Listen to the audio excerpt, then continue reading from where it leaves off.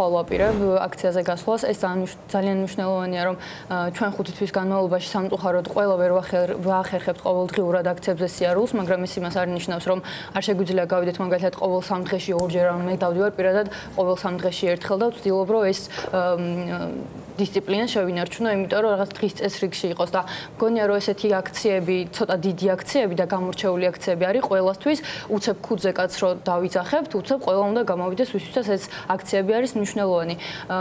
მარტო იმის გამო უნდა გამოვიდეთ, რომ ამას ამბობენ პატიმრობის მშობლები და ეს ადამიანები არიან დღეს ყველაზე მეტად მოსაფრთხილებლები, იმიტომ რომ ერთადერთი ადამიანები, ვინც ამ ადამიანებს გარეთ დარჩათ, ვისაც შეუძლიათ მათი ნუგეში დამშვიდება, ვართ ჩვენ, უცხო ადამიანები ვართ, მაგრამ ყველაზე ახლობლები ვართ, დარწმუნებული ვარ დღეს მათთვის და მე სულ ვიძახდი ხოლმე 5 თვის წინაც ვიძახდი, რომ ეხლა რო ვიცოდე, რომ სულ მიზეზოდ ტყუილად გავდივარ გარეთ და ამას აზრი არ ექნება, არაფერი შეიცვლება, მაინც გავიდოდი, იმიტომ რომ უბრალოდ სახლში ვერ გავჩერდები და მე ვიცი, რომ რაღაც მინიმუმს მაინც ვაკეთებ გარეთ გასვლის, რაც კი შემიძლია.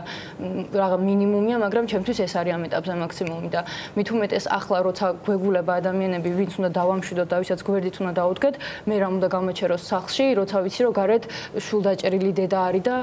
შულს გლოვობს. აი სხვა რისი გაკეთება შემიძლია, უბრალოდ არ ვიცი.